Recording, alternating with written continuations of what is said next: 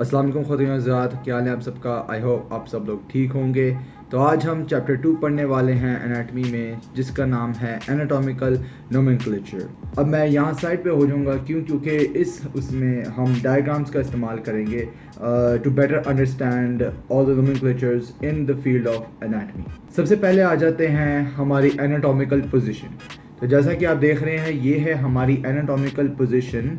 इसके अंदर हमारा जो हेड है वो बिल्कुल स्ट्रेट फॉरवर्ड है, हमारी आइज़ पॉइंटिंग फॉरवर्ड हैं, हमारे शोल्डर्स ना तो एलिवेटेड है ना तो ड्रॉप्ड हैं, बिल्कुल नॉर्मल हैं। हमारे बाजू को देखें तो जो हमारे पॉम्स हैं दे आर फेसिंग फॉरवर्ड और हमारा आर्म्स बिल्कुल सीधा हैं।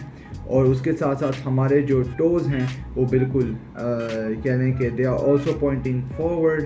और हमारे कोई भी लिम्ब बेंट नहीं है, कुछ भी हमारी नी बिल्कुल बेंट नहीं है, बिल्कुल स्ट्रेट स्टैंडिंग है। और इस पोजीशन को कहा जाता है एनाटॉमिकल पोजीशन। इस एनाटॉमिकल पोजीशन को ही आप लोगों ने माइंड में रखना है क्योंकि जो अगली चीज़ जो हम पढ़ेंगे उसका नाम है प्लेन्स। सबसे पहली प्लेन आ जाती है सैजिटल या मीडियल प्लेन, जो कि बॉडी को राइट साइड और लेफ्ट साइड पे डिवाइड करती है। जो दूसरी प्लेन है उसको कहा जाता है कोरोनल प्लेन। कोरोनल प्लेन यूं है and it divides the body into front end back. जो थर्ड टाइप की प्लेन है वो हमारी बॉडी सुपीरियर और इन्फीरियर, और ये वाली जो है ये बेसिकली आप कहीं पे भी कर सकते हैं। आप यहाँ पे इसकी प्लेन हो सकती है, यहाँ पे इस लेवल पे हो सकती है, इस लेवल पे हो सकती है, मेरे इस लेवल पे हो सकती है। अब आ जाते हैं कुछ टर्मिनोलॉजीज़ में। अब इन टर्मिनोलॉजीज़ को आप लोगों को पता होना चाहिए क्योंकि आगे further in the study of medical field या एनाटमी टू बी स्पेसिफिक आप लोगों को ये जानना ज़रूरी है कि हर इस लफ्ज़ का क्या मतलब है। Let's start of easy. सबसे पहले आ जाते हैं एंटीरियर और posterior. Anterior basically forward facing है। ये जो सरफेस है इसको एंटीरियर कहते हैं। मेरे चेस्ट को एंटीरियर कहा जाता है, मेरे बैक को पोस्टीरियर कहा जाता है। ये काफ़ी सिंपल है, आई होप आप लोगों को कॉन्सेप्ट पता लग गया होगा। फिर आ जाते हैं मीडियल और लैटरल पे। अब मीडियल और लैटरल को समझने के लिए आप लोगों को पता होना चाहिए कि what is the mid line. Like आप लोगों की जो मिड लाइन है वो आपको बिल्कुल हाफ में, जिससे हमने सबसे पहली जो प्लेन्स पढ़ी थी तो उसमें आपकी बॉडी राइट और लेफ्ट में डिवाइड हो, तो यही आपकी मीडियल लाइन है, ठीक है। अब मीडियल का मतलब है anything that's located close to the medial. अब मेरा शोल्डर जॉइंट है that is medial to that is medial in comparison to my elbow।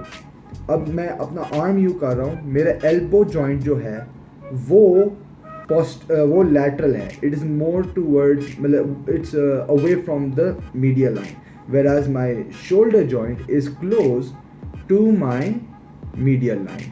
I hope आप लोगों को समझ आ गई होगी। अब आ जाते हैं सुपीरियर और इन्फीरियर। ये सबसे ईजी है। सुपीरियर का मतलब लोकेटेड अप या टूवर्ड्स द टॉप। इन्फीरियर का मतलब located towards the bottom. My eyes are located superior to my nose and inferior to my forehead. अब आ जाते हैं थोड़ा बहुत मतलब कि डिफिकल्ट उस पर। सुपरफेशियल और deep. Superficial basically anything that is close to the skin. अब मैं किस कॉन्टेक्स्ट में बात कर रहा हूँ, मैं इंटरनल बॉडी स्ट्रक्चर्स के बारे में बात कर रहा हूँ, ठीक है। एनी ऑर्गन दैट और muscle that is close to the skin is known as a superficial muscle organ और एनीथिंग।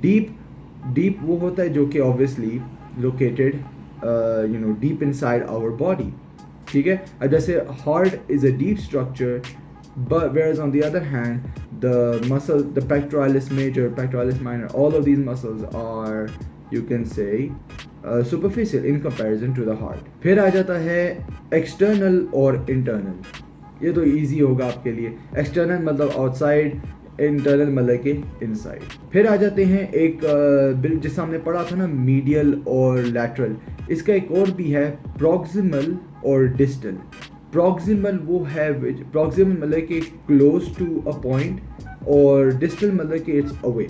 अब मैं वही एग्जांपल इस्तेमाल करूँगा। मैंने अपना आर्म यूँ किया हुआ है, the shoulder joint is proximal to my head. अब इसमें मीडियल लाइन को नहीं देखेंगे, इसमें हम बेसिकली एक सर्टेन पॉइंट बनाएंगे, फिर उसको कंपेयर करेंगे, ठीक है।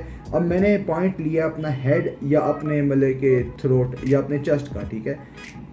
My shoulder joint is proximal to my chest, whereas my elbow या elbow joint is distal to my chest या तो head। फिर आ जाते हैं last but not least palmar और plantar। जैसा कि आप पिक्चर देख सकते हैं, जो palmar है वो हमारे हाथ की ये सरफेस है, ये palmar है, ठीक है। और plantar बिल्कुल सेम, हमारे जो पाँव की जो सोल है उसको प्लांटार कहा जाता है। दैट्स द प्लांटार सरफेस और this is the Palmer surface. मैं आप लोगों को एक और ऑल्टरनेट्स भी बता देता हूँ। आप लोगों ने पढ़ा होगा या सुना होगा, कोई भी अगर आप लोग शार्क मूवीज़ देखते हैं तो उसके अंदर आपने सुना होगा डोर्सल फिन।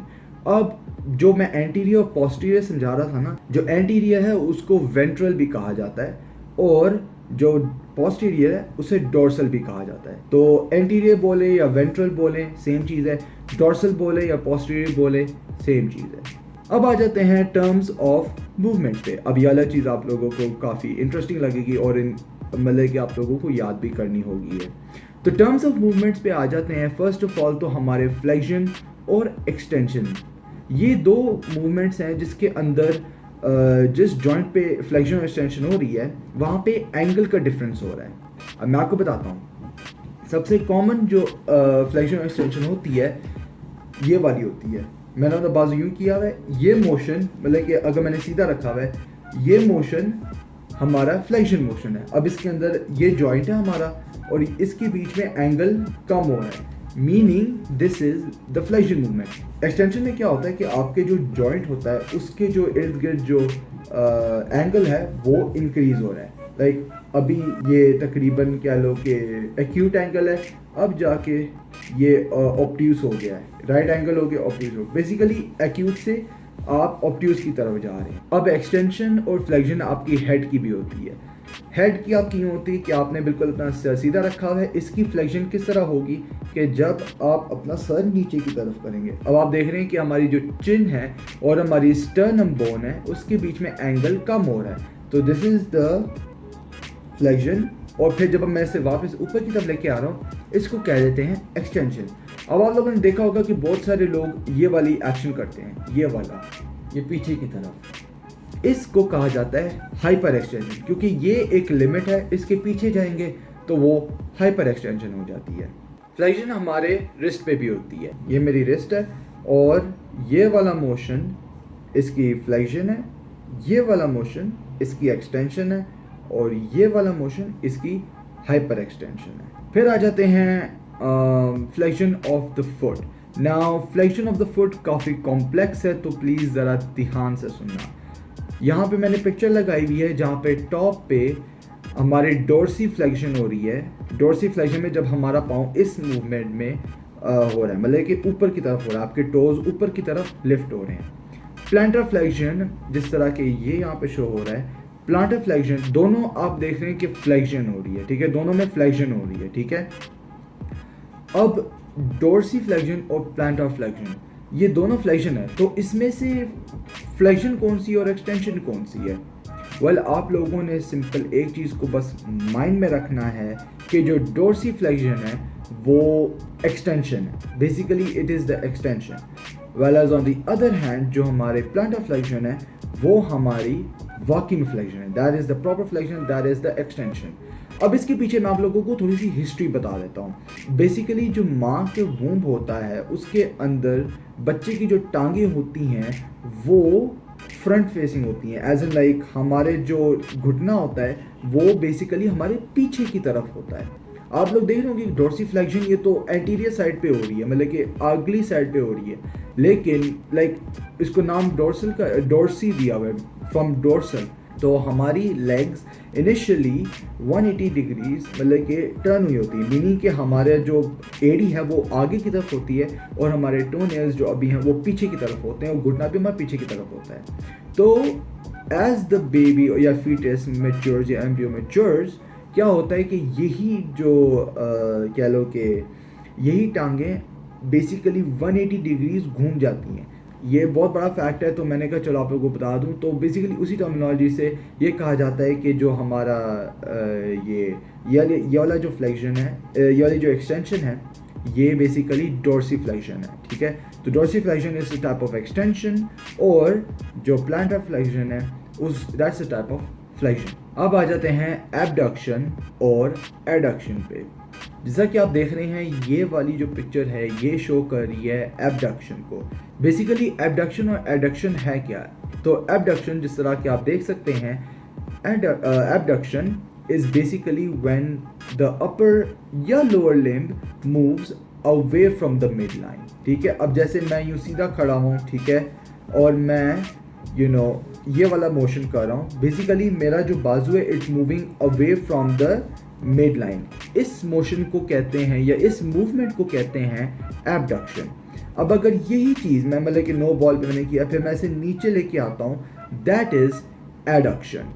एडक्शन से आप यूँ याद रख सकते हैं, एड मतलब कि my arm is being added towards the rest of my body, it's moving towards the rest of my body. इसको एडक्शन कहते हैं, और एबडक्शन इस मूवमेंट को कहते हैं। सेम हमारे टांगों के साथ होता है, जब हमारी टांग इसी मूवमेंट में जाती है टूवर्ड्स द साइड, इसको कहा जाता है एबडक्शन, और जब वो वापस आती है टूवर्ड्स द मिड लाइन, इसको कहते हैं adduction. Abduction adduction in our fingers. तो बेसिकली अब जो मिड लाइन यहाँ पे हम लेंगे, हम ये वाली मिड लाइन नहीं लेंगे, बल्कि हम यहाँ वाली मिड लाइन लेंगे जो कि एग्जैक्ट यहाँ से क्रॉस करती है, ठीक है, exact the middle of a hand. तो अब मैं अपनी पिंकी को ये करता हूँ, तो ये इसकी हो गई एबडक्शन। मैं इसे वापस लेके जाता हूँ, ये एडक्शन। थंब को एबडक्शन, वापस एडक्शन, ठीक है। बाकी फिंगर्स को एबडक्शन, वापस लेके आता हूँ, एडक्शन। जो नेक्स्ट मूवमेंट है वो है हमारी रोटेटरी मूवमेंट। रोटेटरी मूवमेंट क्या है कि जब हमारे एक single part of the body moves in a rotational axis. मैं अपने थंब को ये करता हूँ, ये रोटेटरी मूवमेंट्स है। मैं अपने बाजू को यूँ करता हूँ, इसको रोटेटरी मूवमेंट कहा जाता है। रोटेटरी मूवमेंट को एक दूसरा नाम भी दे सकते हैं, जिसको कहा जाता है सर्कमडक्शन। सर्कमडक्शन मैं आपको बाजू के उसमें समझाऊंगा। Basically circumduction is, you can say, a collection of movements. Basically circumduction में आपके फ्लेक्शन, एबडक्शन, एक्सटेंशन और एडक्शन आ जाते हैं। तो बेसिकली जब मैं ये वाला मूवमेंट कर रहा हूँ, ये वाले इसके अंदर आप देख सकते हैं। अब मैं इसको थोड़ा सा पीछे होके आप लोगों को फुल उसमें समझाता हूँ कि ये रहा हमारा हमारे फ्लेक्शन, एबडक्शन, उसके बाद फिर एक्सटेंशन और एडक्शन। तो इसमें क्या हो रहा है कि डिफरेंट मतलब मल्टीपल कॉम्बिनेशन ऑफ मूवमेंट्स हो रहे हैं। अब मैं इसको ये भी कर सकता हूँ कि मैं इसको बाजू को यूं लेके जाऊँ पीछे की तरफ, और फिर ये, इसको भी हम सर्कमडक्शन कह सकते हैं, क्योंकि इसमें भी काइंड ऑफ हमारा जो मूवमेंट हमारी यहाँ पे हो रही है, तो एक रोटेटरी मूवमेंट हो रही है। हमारे जो ह्यूमरस बोन है जो ग्लेनॉइड कैविटी में जाके जुड़ा हुआ है, वो इसकी रोटेटरी मूवमेंट करवा रही है। आप लोगों ने देखा होगा कि प्लेयर्स बहुत दफ़ा मतलब कि ये करते हैं, ये वाला मूवमेंट करते हैं या ये वाला करते हैं, और फिर अपनी शर्ट सेट करते हैं, तो वो यही कर रहे होते हैं, यहाँ की ना रोटेटरी मूवमेंट्स कर रहे होते हैं, यहाँ की मसल्स को थोड़ा सा वो कॉन्ट्रैक्ट रिलैक्स करके उनको रेडी कर रहे होते हैं, जब वो बॉलिंग कराने हो या वो कोई भी स्पोर्ट्स हो तो उसके लिए। अब आ जाते हैं प्रोनेशन और सुपिनेशन। ये वाली जो पोजीशन आपके बाजू की है, इसको प्रोनेटेड कहा जाता है और इसको सुपिनेटेड कहा जाता है। अब आ जाते हैं हमारे मूवमेंट ऑफ द फुट पे। हमने पहले डोर्सीफ्लेक्शन और प्लांटर फ्लेक्शन के बारे में हमने बात कर ली थी। अब आ जाते हैं कुछ मूवमेंट्स की, ठीक है। अब ये वाला मूवमेंट है इन्वर्जन।